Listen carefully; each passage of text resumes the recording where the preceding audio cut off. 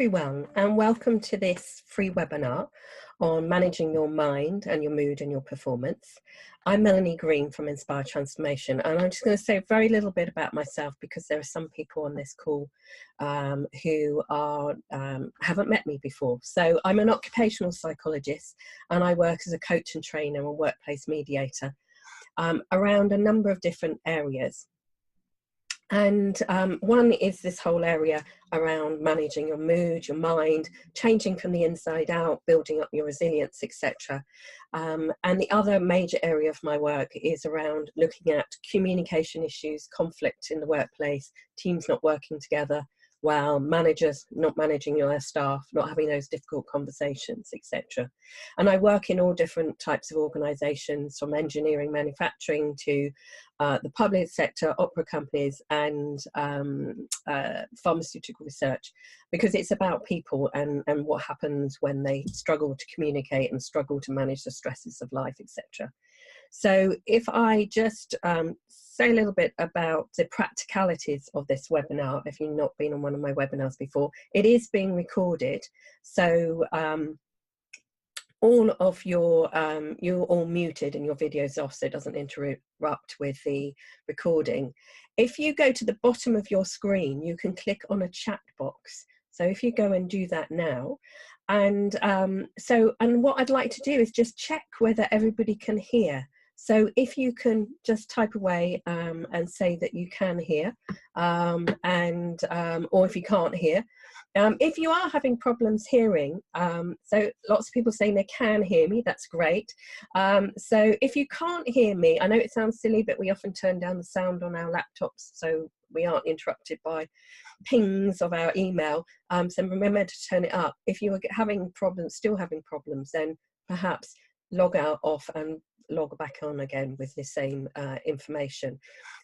Hopefully you've also got a worksheet that I sent through this morning, and so I designed that just so that you can so I just heard that it seemed like there was somebody with their mic on, but if you can turn your mic and your off if it is on. And it will be 30 minutes. And if you're calling in, some people do, and you've got any questions, then please feel free to contact me afterwards. So what's this webinar? Oh, actually, yes, just before I get into the webinar, is that some people have to leave early, I've learned over the years. And just if you find this webinar inspiring and you want more inspiration on a regular basis, if you register with my website, which is inspiretransformation.co.uk, you can receive Melanie's Monday motivational messages, or my for short, which people seem to be really enjoying, which I've been doing for a few months now, and also my monthly coaching newsletter that does a different topic each month and goes into things in more depth. And you learn about these free webinars. I've got the next one on the 12th of December, which is an introduction to being and doing, which is my new online program. It's going to talk about changing from the inside out.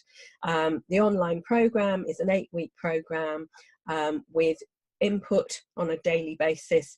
There's going to be weekly videos around different theme each week, and it's about keeping going. So if you enjoy this webinar but you feel actually I need some more support to keep going, then there's that program. It's £199 including that, and it also includes one 30-minute coaching session during the program. So let's march on to this webinar. So we're going to first of all look at you and your mood. I want this to be as practical and as useful as possible. Then look at you and your brain, and how it reacts to events and how it affects your mood and your mind, your motivation. And then look at supporting yourself on an ongoing basis. And all the research around resilience shows that people who have a wide range of supports are more resilient than other people and able to kind of pick themselves up when there's those inevitable challenges in life. I'm also going to show you a few tips about reducing the stress hormone cortisol in your body and increasing dopamine so you feel a lot better about yourself and life, etc. So let's dive into you and your mood. So how do you feel right now? And so I use this mood map on my courses and also with my coaching clients. And I often actually encourage my coaching clients to check in with themselves every morning with this mood map. And what I like about this is that if I ask you, well, how are you? You probably say, oh, well, you know, I'm feeling a bit tired, or I'm a bit fed up, or, oh, I'm excited, I've got, you know, this coming up, or whatever else it might be.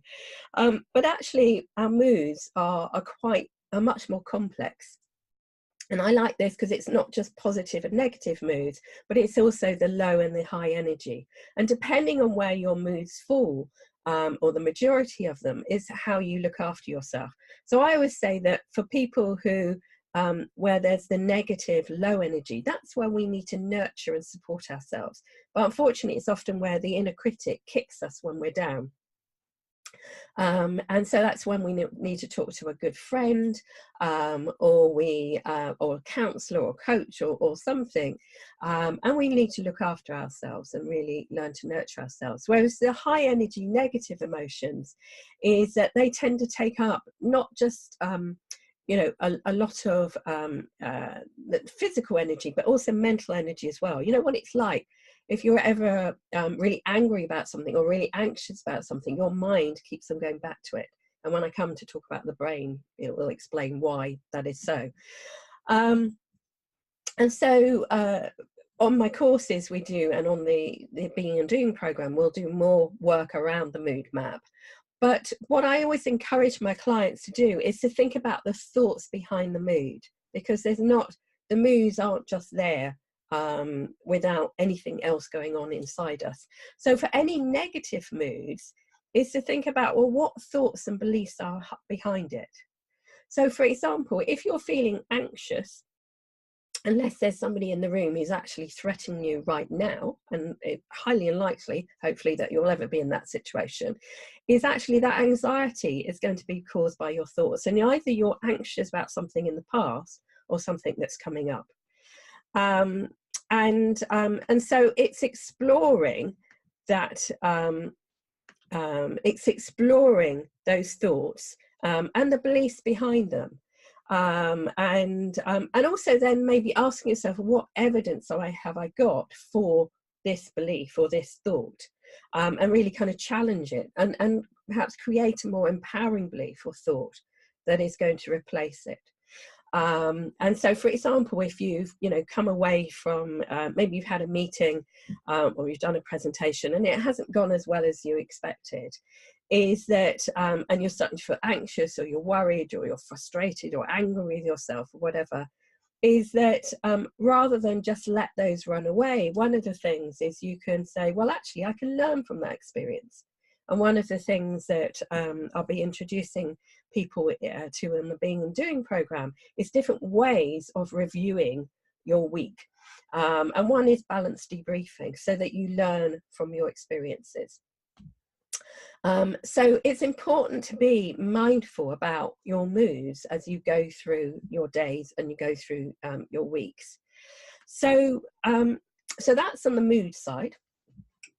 But I also want to link into the mood is to talk about your brain. Now, those of you who've been on a number of my webinars, I know I keep on going on about the brain, but it is really important. So it's a use of recap if you've heard me talk about it before. But it's obviously very much linked to our mood and our motivation. And with the brain, our brain is designed to keep us safe. And it's constantly looking out for risks and threats. And in order to then decide, what action do I take? How do I keep, Melanie or whoever it is safe?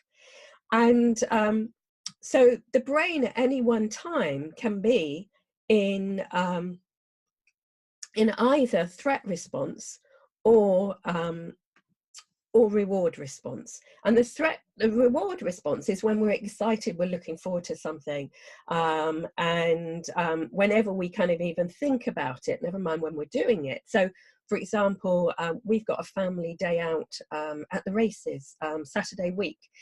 We always have great fun when we go, and it's going to be a lovely opportunity to get together 3 generations of family. So whenever I think about it, I think about the, oh, it was nice in the past, it's going to be good in the future, whether we win or not. And so that's the reward response, and there's lots of positive things go on. And when I come back to the dopamine levels, I'll talk more about the reward response. But it's the threat response that can get in the way of us feeling good and feeling happy. And the threat response is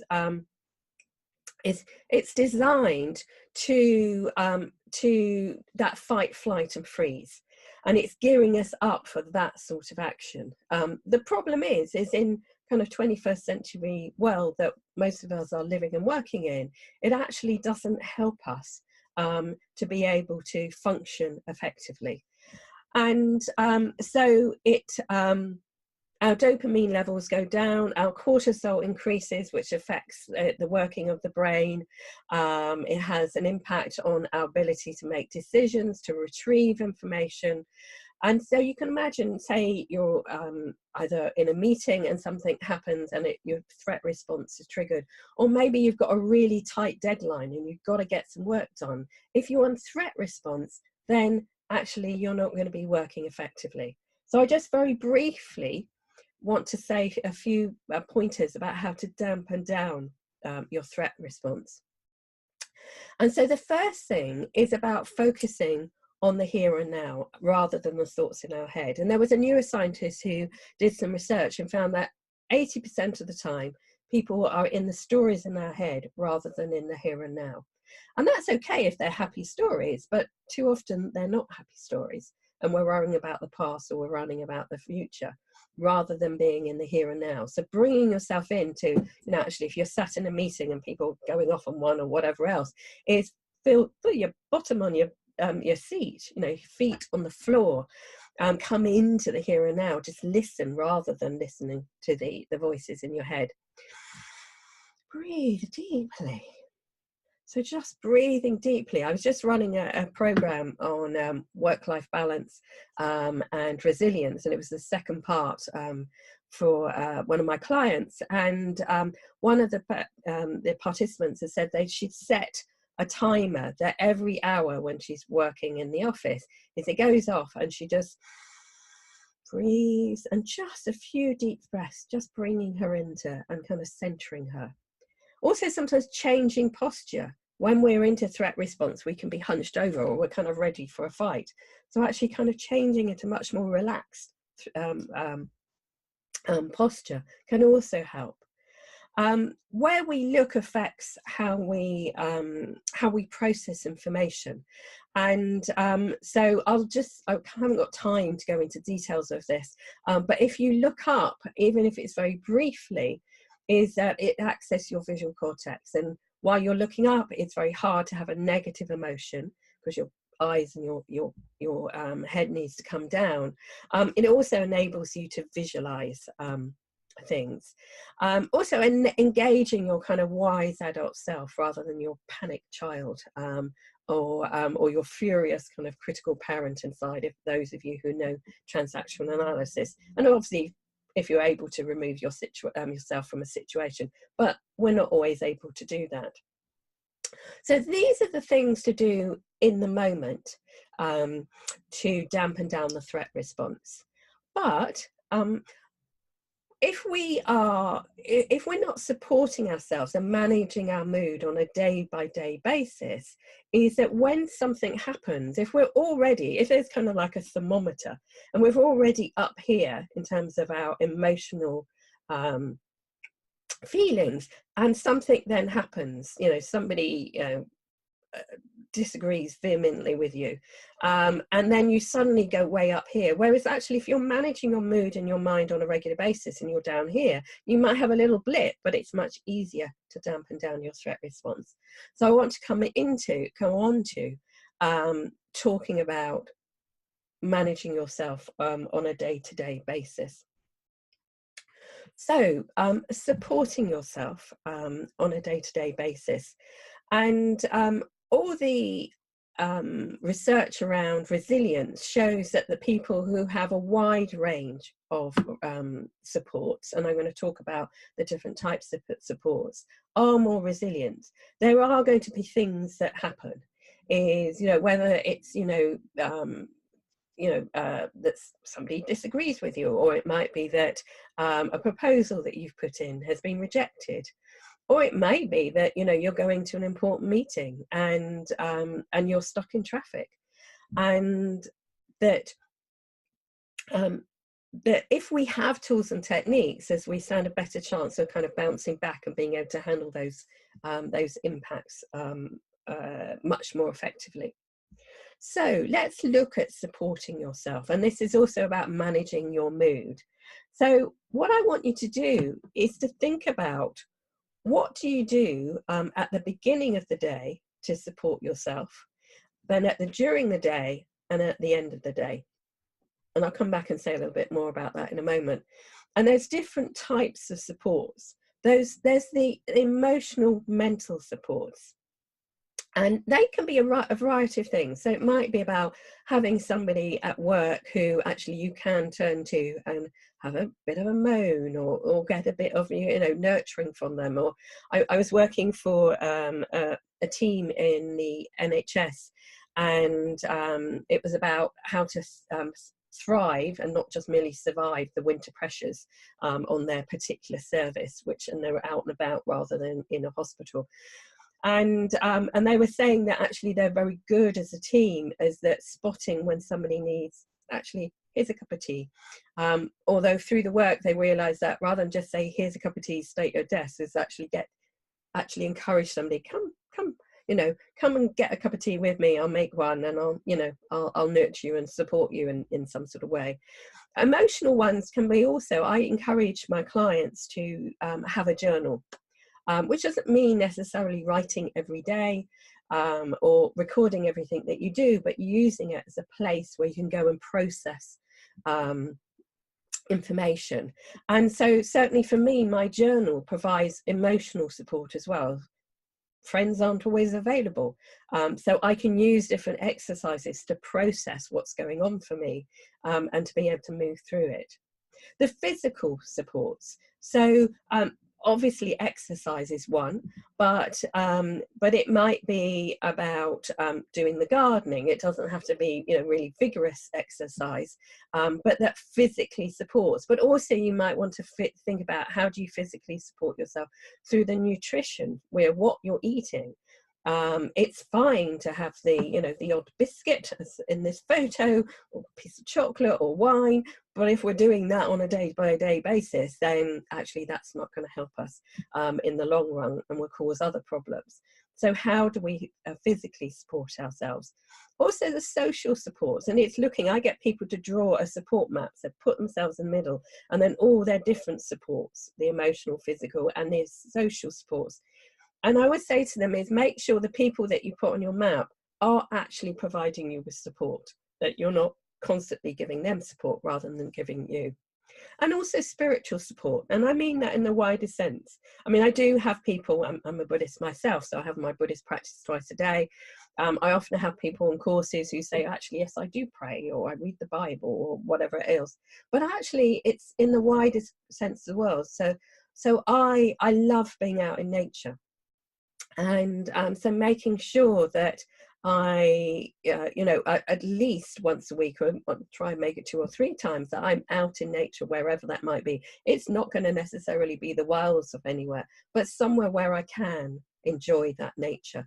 And it supports me, it lifts my spirits.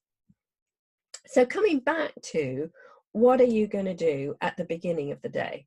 So are you somebody who kind of just, gets up, all hell kind of, if you've got a family at home, lets loose, and that's it, and you've got your journey to work in, whether it's by public transport or by car, and by the time you get to work you're already exhausted? Or are there things that you do? So the sorts of things, one of the things I do is I always have a lie-in with my snooze button, just to kind of come round gradually. I always make sure I have a proper breakfast and sit down. I had once somebody on my course who was a working mother who said, I get up 10 minutes before the rest of the family, and I have that 10 minutes of just serenity, not doing anything, before kind of all hell lets loose. You might also want to think about, what are you listening to in the morning if you're listening to the radio? And I always used to wake up to the Today programme on Radio 4 thinking, I should really, it's good for me to keep up with current affairs. And it was just so, it was depressing. It was also aggravating because I'd get so annoyed with the interviewers. And quite a few years ago, I started listening to Radio 2, listen to Radio 2 in the morning. Such a better, more kind of joyful way. There are other ways I can keep up with the news, but more joyful way of starting the day. So think about the beginning of the day. It's setting you up for the rest of it. But during the day, do you do anything? And again, I do have clients on courses who say, I always make sure I go for a walk around the block, even if it's 5 minutes, even if I'm on an industrial state, but just to get out, get away from the whole, from the desk and the whole office environment. And all the research shows around green exercise is getting out. And sometimes people kind of say, yeah, but I'm in a city. It's like, yes, but there's the sky, and there's usually is some sort of tree, something around that is nature.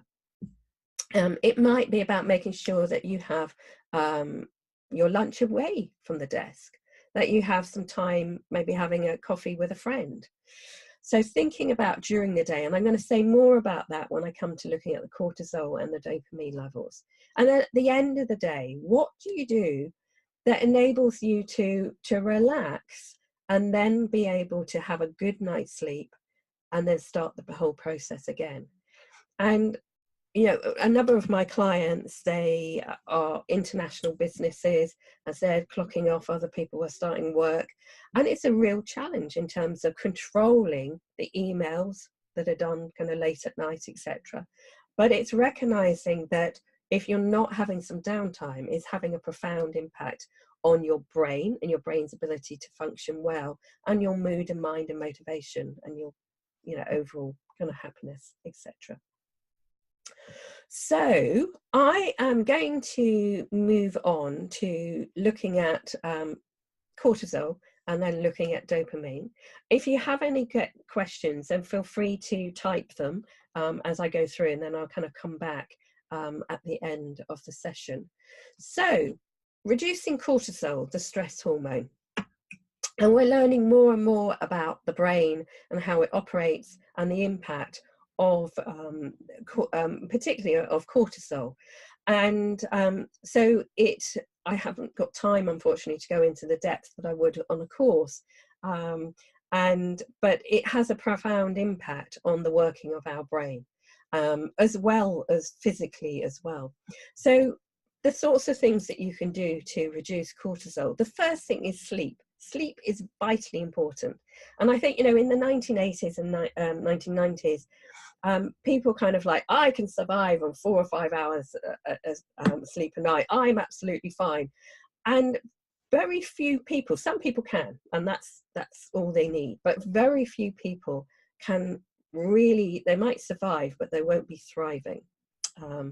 And so looking at the quality of the sleep that you're getting, one of my clients has just discovered on her iPhone, there's a bedtime setting that you can say, this is how many hours sleep I need, and it tells you when to go to bed. Now you might think, well, you should work that out yourself, but actually this really helped her to make sure, actually, I've got to get to bed by a certain time if I want to get up at 6 o'clock and I need 7 hours sleep. So it's looking at your quality of sleep.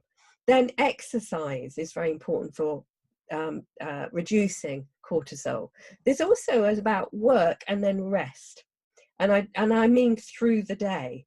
So if you've been at a meeting, is then having a couple of minutes. It may be about going and getting yourself a cup of tea, but where you completely switch off. And most people aren't doing that. Going from one meeting to the next, or they're checking their emails. Their brain has no time to actually rest.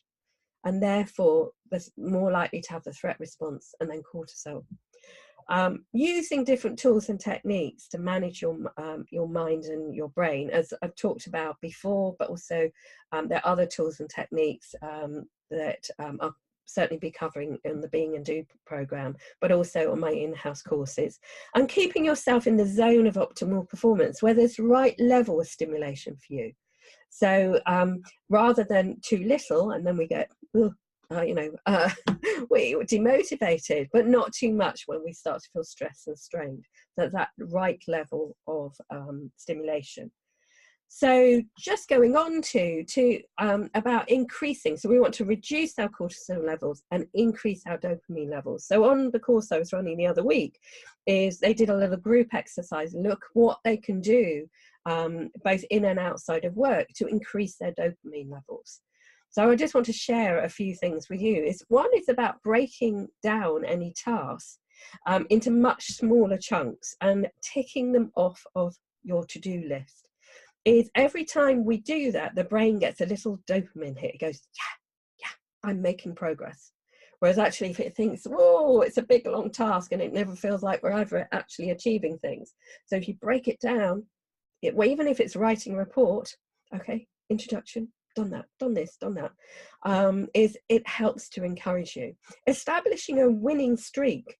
And so that if you're trying to say exercise more, is that to record how often you're doing it, so that if for a day or two you don't, rather than thinking, oh well, that's I failed, is you look back and say, no, actually I did it for 5 days or 2 weeks beforehand. So establishing that winning streak.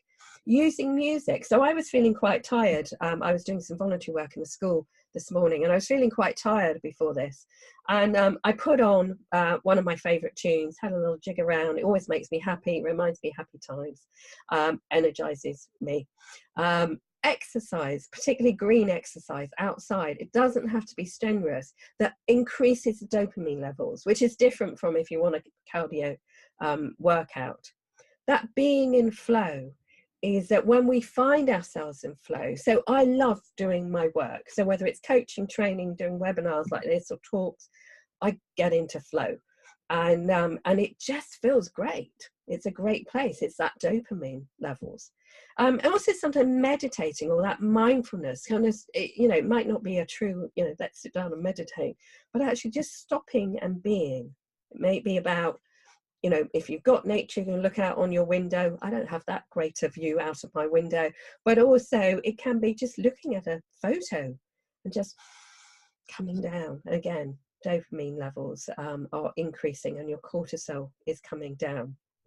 So it is nearly 30 minutes gone. So just to summarize, and if you have any questions, so somebody said, can they download the notes? I will send you the PowerPoint afterwards. Also, there will be a recording. Eventually, it'll be sometime next week, put on the website. So you will have, but I'll send you the PowerPoint sometime before the end of Friday, certainly. So just to recap, the mood map, check in with yourself on a regular basis, and you'll have that on the PowerPoint.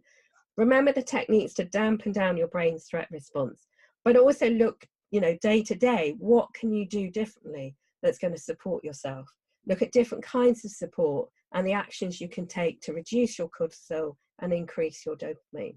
And what I always ask people to do on my courses, my coaching sessions, is to think about what can you keep doing that is working for you. What do you want to develop further? So keep doing. So you might say, well, actually, I exercise regularly. I've got a routine. That's great. Keep doing. Develop further might be about, well, I need to develop being in the here and now, or I need to develop about dampening down that threat response. And what do you need to let go of? And let go might be about impatience. It could be about fear, anxiety, whatever it is that you need to let go in order to manage your mind and your mood and your motivation. So I hope that has been useful for you. If you'd like more inspiration, as I said, register with my website, which is inspiretransformation.co.uk.